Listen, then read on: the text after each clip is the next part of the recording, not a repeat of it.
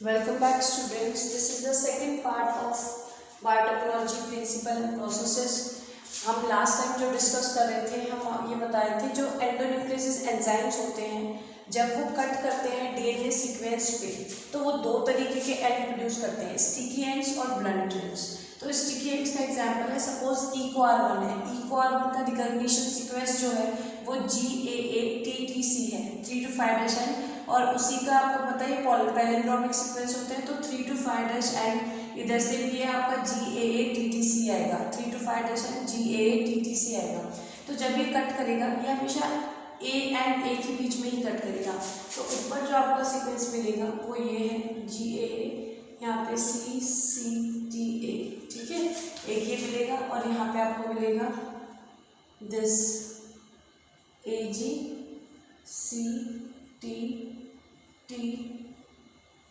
ठीक है। यहाँ पे इसने ऐसे कट कर दिया, यहाँ 3 to 5' एंड, अब यहाँ पे 5' एंड हो गया, ठीक है, ये जो कट किया था, ठीक, और ये 3 to 5' एंड हो गया। अगेन ये आपका 5 to 3' एंड और ये हो गया 5 to 3' एंड। अब देखो बीच में आपको पता है यहाँ पे हाइड्रोजन बॉन्ड्स होती हैं, क्या होती हैं, हाइड्रोजन बॉन्ड्स, और इन दोनों के बीच में कौन होती है, फॉस्फोडाइस्टर बॉन्ड। तो जब ये कट करेगा तो इसमें हाइड्रोजन बॉन्ड्स भी ब्रेक हो रही है और फॉस्फोडाइस्टर बॉन्ड भी ब्रेक हो रहा है, ठीक है।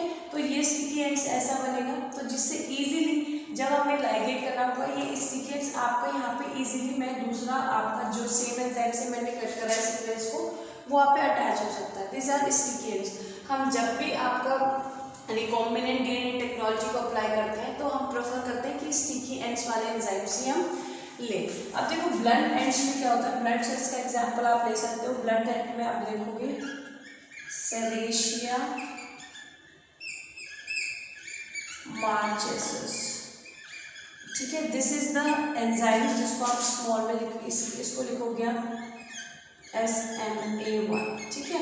तो ये क्या कौन से इसका रिकॉग्निशन सीक्वेंस है CCCGGG, ठीक है। तो ये इसका रिकॉग्निशन सीक्वेंस है CCCGGCCC,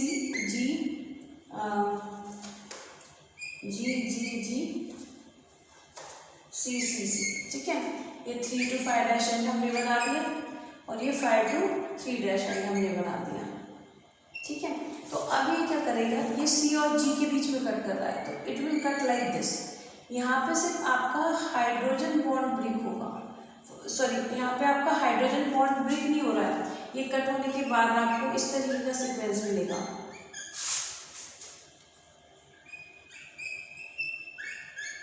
यहाँ पे सिर्फ फॉस्फोडाइस्टर बॉन्ड ब्रेक होता है, हाइड्रोजन बॉन्ड ब्रेक नहीं होता है इन केस ऑफ ब्लंट एंड, ठीक है।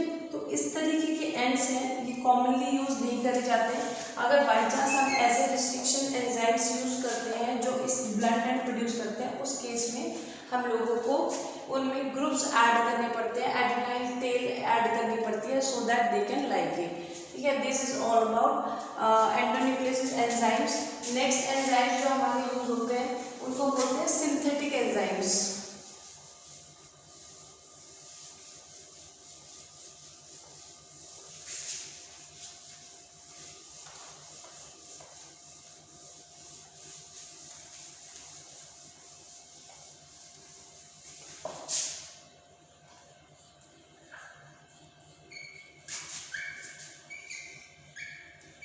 सिंथेसिस एंजाइम्स या सिंथेसाइजिंग एंजाइम्स भी आप इनको बोल सकते हो। इसमें आपके दो तरीके के होते हैं, एक तो होते हैं रिवर्स ट्रांसक्रिप्टेज,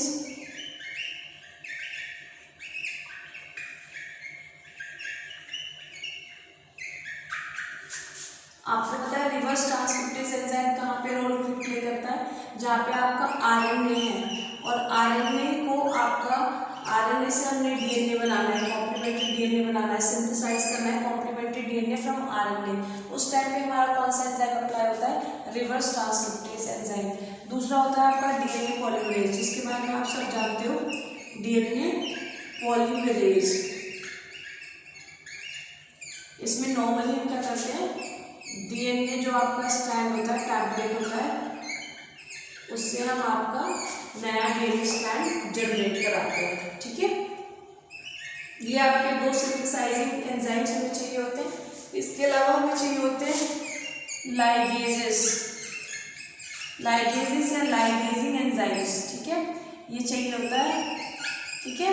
तो जब हमें पता है हम रिकॉम्बिनेंट डीएनए टेक्नोलॉजी यूज़ कर रहे हैं, हम आपके दो तरीके के डीएनए सीक्वेंस को कंबाइन कर रहे हैं, तो उन दोनों को अटैच करने के लिए हमें उन दोनों को चिपकाने के लिए लाइगेज एंजाइम्स की जरूरत पड़ती है, ठीक है। सपोज ये मेरा डीएनए स्ट्रैंड है प्लाज्मिड का, ठीक है, और इसमें ये मेरा जीन ऑफ इंटरेस्ट है, तो जब मैं यहाँ से इसको यहाँ से स्टिक करवाऊंगी then I need which enzyme, ligase enzymes. So these are the enzymes which are required for the recombinant DNA technology. Next come the vector DNA. Next topic आ जाता है, ये तो अपने टूल्स में सबसे पहले पढ़ लिया, जो एंजाइम्स हमें जो भी जितनी भी तरीके के एंजाइम्स चाहिए होते हैं वो। दूसरा पढ़ेंगे वेक्टर के बारे में। वेक्टर है जिसको आप व्हीकल भी कह सकते हो, ठीक है,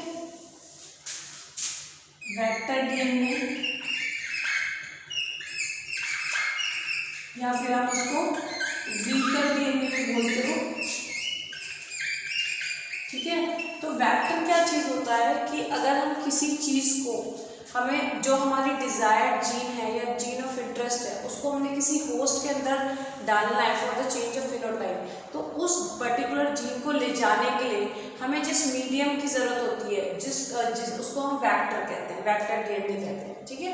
तो वेक्टर डीएनए या व्हीकल डीएनए के बारे में पढ़ेंगे, ठीक। तो सबसे पहले अगर किसी भी ऑर्गेनिक वेक्टर डीएनए एज हम वेक्टर डीएनए यूज़ कर रहे हैं तो उसमें कुछ पॉइंट्स होने चाहिए। पहला है ओरिजिन ऑफ रेप्लिकेशन, जिसको आप ओआई से भी लिखते हो। दूसरी चीज़ चाहिए होती है उसमें हमें आरओपी, रेप्लिकेशन ऑफ प्रोटीन।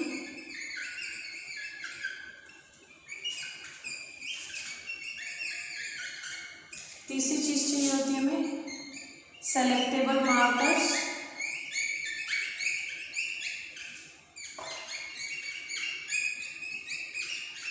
ठीक है, जिसके बारे में हम डिटेल में पढ़ेंगे। और चौथी चीज चाहिए हमें क्लोनिंग साइट्स, ठीक है। तो ये कुछ चीज़ें हमें चाहिए होती हैं वेक्टर डीएनए में या व्हीकल डीएनए में, जिसको हम डिस्कस करेंगे। सबसे पहले है इसमें ओरिजिन ऑफ रेप्लिकेशन, ओराई। तो ओरिजिन ऑफ रेप्लिकेशन आपके वेक्टर डीएनए के अंदर वो डीएनए का सीक्वेंस है जहाँ पे अगर मैं एलियन डीएनए अपना जीन ऑफ इंटरेस्ट को ऐड कर दूँ तो वो अपना रेप्लिकेट करना स्टार्ट कर देगा। सपोज ये मेरा प्लाज्मिड है, ठीक है, ये मेरा प्लाज्मिड है, ठीक है। तो इसके अंदर यहाँ पे जो जीन या डीएनए प्रेजेंट है उसको हमने ओराई कहा है। अगर इसी यहाँ पे मैं अपना न्यू डीएनए इंसर्ट कराती हूँ, जीन ऑफ डीएनए इंसर्ट कराती हूँ, तो ये जब ये रेप्लिकेट करेगा पूरा प्लाज्मिड तो मेरा जीन ऑफ इंटरेस्ट भी रेप्लिकेट करेगा। ये मेरा जीन ऑफ इंटरेस्ट है, ठीक है। तो कोई भी मेरे को as a vector DNA use करने से करते हैं तो उसमें कुछ चीज़ें ज़रूरत होती है। तो ओरिजिन ऑफ रेप्लिकेशन उस वेक्टर के अंदर वो डीएनए के सीक्वेंस होते हैं जहाँ पे अगर मैं अपना एलियन डीएनए को लिंक करूँ तो वहाँ से वो रेप्लिकेट करना स्टार्ट करता है। उसकी जस्ट साइड में ही आपका आरओपी होता है। आरओपी क्या होता है? मेन आपका रेप्लिकेशन ऑफ प्रोटीन। जब आपको पता है डीएनए रेप्लिकेशन तब स्टार्ट होता है जब आपका ओरिजिन ऑफ रेप्लिकेशन पे आपका डीएनए पॉलीमरेज एंजाइम आके बाइंड करता है। तो जो डीएनए पॉलीमरेज एंजाइम आके बाइंड करेगा वो तभी आके बाइंड करेगा जब उसको बाइंडिंग करने के लिए वहाँ पे जो एसेंशियल प्रोटीन है रेप्लिकेशन के लिए वो सिंथेसाइज होगी, ठीक है। तो आपका डीएनए पॉलीमरेज बाइंड होने से पहले वो प्रोटीन सिंथेसाइज होगी, वो सिंथेसाइज होती है आरओपी जगह पे, और फिर वहीं पे आके आपका डीएनए पॉलीमरेज आके बाइंड करता है जो कि रेप्लिकेशन को कंटिन्यू करता है। कुछ डिफिकल्ट नहीं है, देखो समझना है। ओरिजिन ऑफ रेप्लिकेशन से रेप्लिकेशन स्टार्ट होता है, ठीक है। ओरिजिन ऑफ रेप्लिकेशन तब स्टार्ट होगा जब यहाँ पे डीएनए पॉलीमरेज आके बाइंड करेगा और रेप्लिकेशन स्टार्ट करेगा। लेकिन जो आपका डीएनए पॉलीमरेज है वो तभी आके वहाँ पे बाइंड कर सकता है कि उसकी बाइंडिंग के लिए वहाँ पे कुछ स्पेसिफिक प्रोटीन है वो बने पहले, ठीक है। तो ओरिजिन ऑफ रेप्लिकेशन के जस्ट साइड में होता है रेप्लिकेशन ऑफ प्रोटीन, जहाँ पे प्रोटीन सिंथेसाइज होती है जो रेप्लिकेशन में ज़रूरी होती है, और उसके बाद ही आपका डीएनए पॉलीमरेज आके वहाँ पे एंजाइम बाइंड करता है। नेक्स्ट हो गया सेलेक्टेबल मार्कर्स। तो सेलेक्टेबल मार्कर्स क्या होते हैं? Selectable markers are the genes which help in the selection of transformant from the non transformant. ठीक है, तो ये आपका जो जिसको आप ले रहे हो एज अ वेक्टर ले रहे हो, उसके अंदर कुछ ऐसे सीक्वेंस होते हैं जो हमें ये पहचानने में हेल्प करते हैं कि अगर मैं उसमें कोई बाहर की जीन ऐड करती हूँ तो वो जीन एडअप हुई है या नहीं हुई है। जीन ऐड होने से वो आपके चेंजेस आए अगर किसी चीज़ को हम चेंज करते हैं, उसमें फॉरेन डीएनए इंसर्ट कराते हैं तो उसको हम ट्रांसफॉर्मेंट कहते हैं। ठीक है, तो जब मैं जीन इंसर्ट कराती हूँ तो जीन इंसर्ट उसमें हो पाई है, वो ट्रांसफॉर्म हुआ है या नहीं हुआ है, इसको सेलेक्ट करने के लिए हम सेलेक्टेबल मार्कर्स का यूज़ करते हैं। सेलेक्टेबल मार्कर्स आपके दो तरीके के होते हैं। एक तो होता है आपकी एंटीबायोटिक रेजिस्टेंट साइट्स, इसको भी हम डिटेल में डिस्कस करेंगे। ठीक है, और दूसरा होता है आपका इंसर्शनल इनएक्टिवेशन मेथड। ठीक है, ये दो मेथड होते हैं जिसको हमने पढ़ना है। क्लोनिंग साइट क्या होता है, इसी को हम नेक्स्ट डिस्कस करेंगे, क्योंकि ओरिजिन ऑफ एप्लीकेशन आपको समझ में आ गया, आरओपी आपको समझ में आ गया, सेलेक्टेबल मार्कर आपको समझना है। अब ये क्लोनिंग साइट देख लो पहले क्या होता है कि जब हमारा हम वेक्टर ले रहे हैं तो वेक्टर में कुछ ऐसी साइट्स भी होनी चाहिए जिनको आप इसको क्लोनिंग साइट को रिकॉग्निशन साइट्स भी कर लिख सकते हो, रिकॉग्निशन साइट्स। ठीक है, जो आपका जो भी हम एंडोन्यूक्लियस एंजाइम ले रहे हैं उसको जिस जगह पे कट करना है डीएनए को, तो वो कट करने के लिए वो हमेशा रिस्ट्रिक्शन साइट्स को ही रिकॉग्नाइज करता है, तो वो साइट्स को इंट्रोड्यूस कराना हमारे वेक्टर में ऑलरेडी होना, उनको उन साइट्स को बोलते हैं क्लोनिंग साइट। ठीक है, तो अब मैं पहले इसको समझाऊंगी आपको सेलेक्टेबल मार्कर क्या होता है, उसके बाद हम वेक्टर्स के एग्जाम्पल देंगे। ठीक है, तो अब देखो एंटीबायोटिक रेजिस्टेंट साइट और इंसर्शन इनएक्टिवेशन क्या होता है, पहले एग्जाम्पल देख लो। तो आपके जो एग्जाम्पल्स होते हैं वेक्टर्स के, वो आपका प्लाज्मिड हो सकता है। ठीक है, प्लाज्मिड में जो मोस्ट कॉमन है वो है PBr 322, उसके बाद आपका ये है PUC plasmid university of California में जो डेवलप हुआ है। ठीक है, इसके अलावा हमारे हैं कॉस्मिड्स, बैक्टीरियोफाज,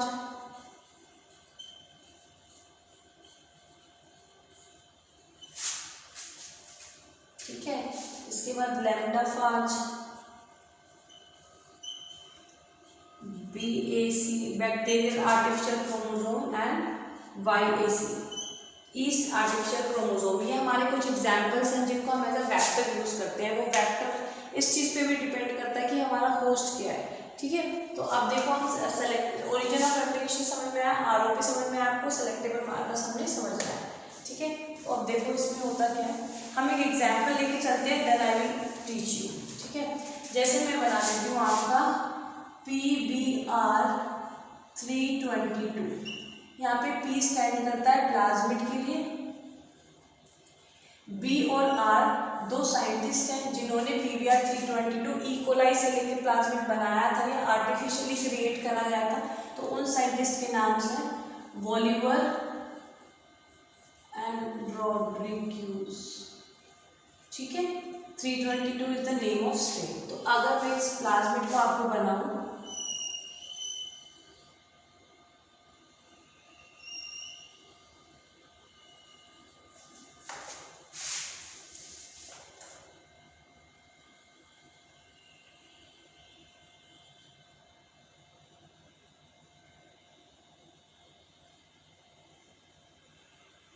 ये मैं बना रही हूँ PBr 322। ठीक है, तो अब इसमें देखो यहाँ से यहाँ तक इसमें है ओरिजिन ऑफ रेप्लिकेशन ORI। ठीक है, उसके बाद यहाँ से यहाँ पे है ये ROP। ठीक है, ROP के अंदर एक आपका क्लोनिंग साइट है, रिकॉग्निशन साइट है जिसको हम बोलते हैं PSU2। ठीक, उसके बाद यहाँ से यहाँ तक है इसमें tetracycline resistant gene, tetracycline resistance gene. ठीक है, यहाँ पे टेट्रासाइक्लिक रेजिस्टेंस जीन जो मैंने आप बनाई है यहाँ पे, इसको मैं थोड़ा सा शेड कर देती हूँ। तो इसमें भी आपकी 2 साइड्स हैं, आप डिस्कस करेंगे। यहाँ से यहाँ तक है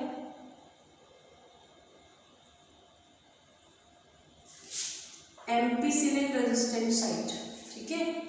और यहाँ पे हम देखेंगे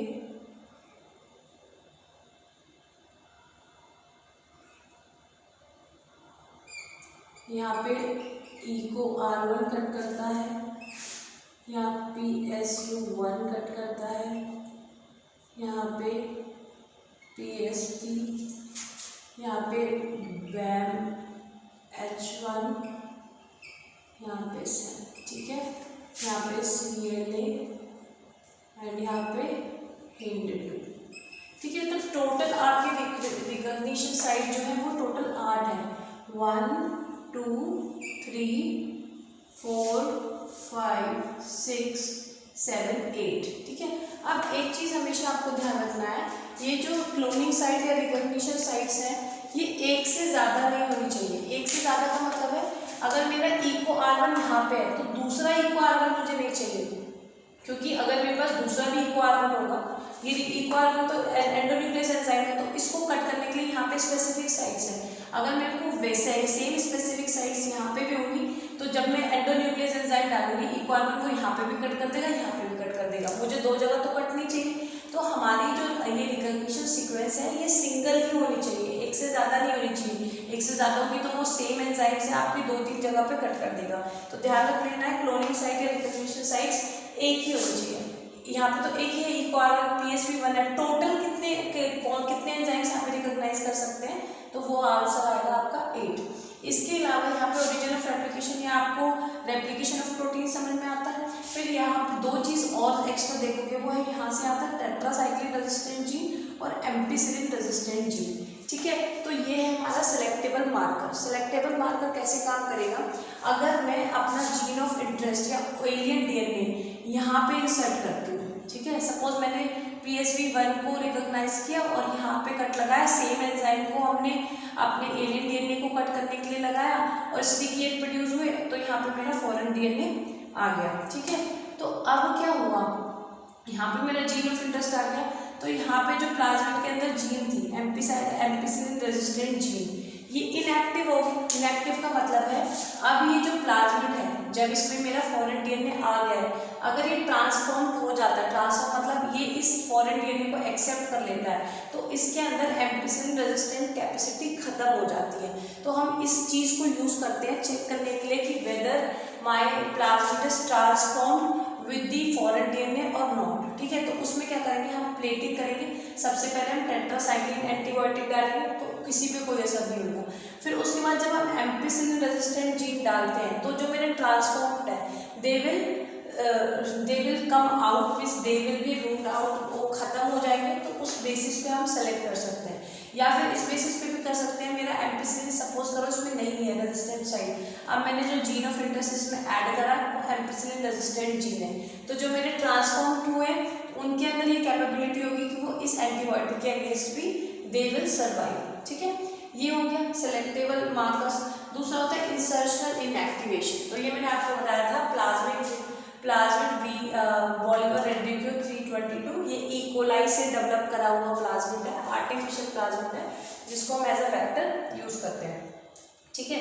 इसके अलावा मैंने लिखा PUC, ये आपका जो प्लाज्मिड है ये कैलिफोर्निया की यूनिवर्सिटी में डेवलप हुआ है, इसलिए इसका नाम PUC है।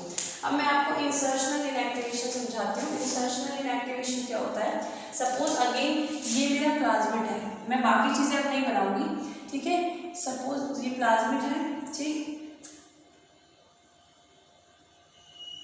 अब यहाँ से यहाँ तक की जो मेरी जीन है, ठीक, यहाँ से मेरी यहाँ तक की जो जीन है वो मेरी जीन है Z, ठीक है, GZ। जब ये आपका ट्रांसक्राइब करेगी तो ये एक एंजाइम बनाएगी गैलेक्टोसाइडेज। गैलेक्टोसाइडेज ये क्रोमोजेनिक सबस्ट्रेट है या एक्स गैन इसको हम बोल सकते हैं। ये क्या करता है, ये ब्लू कलर प्रोवाइड करता है, ठीक है। जो आपका जब ये डिवाइड करते रहेंगे तो प्लाज्मिड आपको ब्लू कलर के दिखाई देंगे, ध्यान रख लेना। यहाँ पे आपका जीन जेड है जो ट्रांसक्रिप्शन के बाद गैलेक्टोसाइडेज एंजाइम को प्रोड्यूस करता है। ये क्रोमोजेनिक है जो कि ब्लू कलर की कॉलोनीज प्रोड्यूस करता है, ब्लू कलर देगा इनके अंदर। अब सपोज करो जो मेरा जीन ऑफ इंटरेस्ट है, ये जो मेरा जीन ऑफ इंटरेस्ट या एलियन डीएनए है, मैंने इसको इसी जगह पे इंसर्ट किया है। मैं इसको इसी जगह पे इंसर्ट करूँगी तो जो जीन जेड है वो मेरी नॉन फंक्शनल हो जाएगी, क्योंकि उसकी जगह तो मैंने फॉरेन डीएनए डाल दिया, ये तो नॉन फंक्शनल हो जाएगी।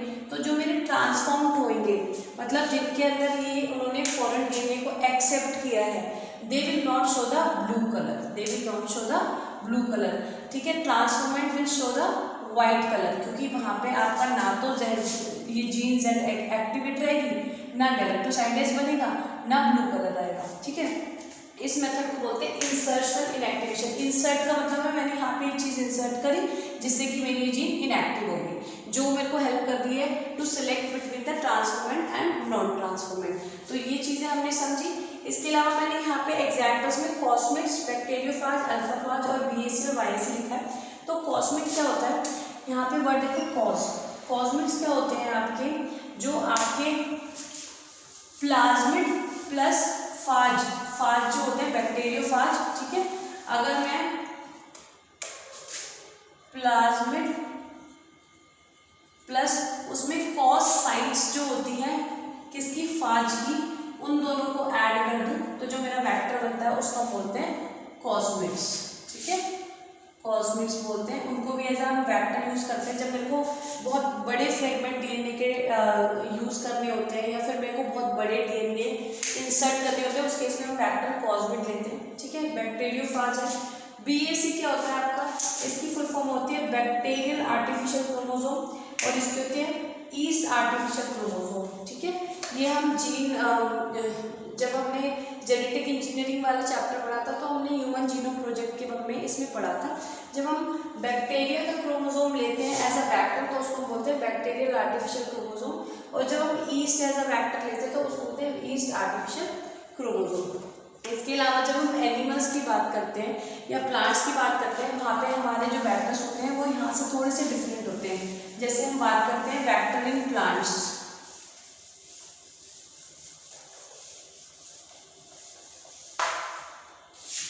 ठीक है। तो प्लांट्स के अंदर हम जनरली लेते हैं एग्रोबैक्टीरियम ट्यूमिफिशियंस, ठीक है। ये जो है एग्रोबैक्टीरियम ट्यूमिफिशियंस,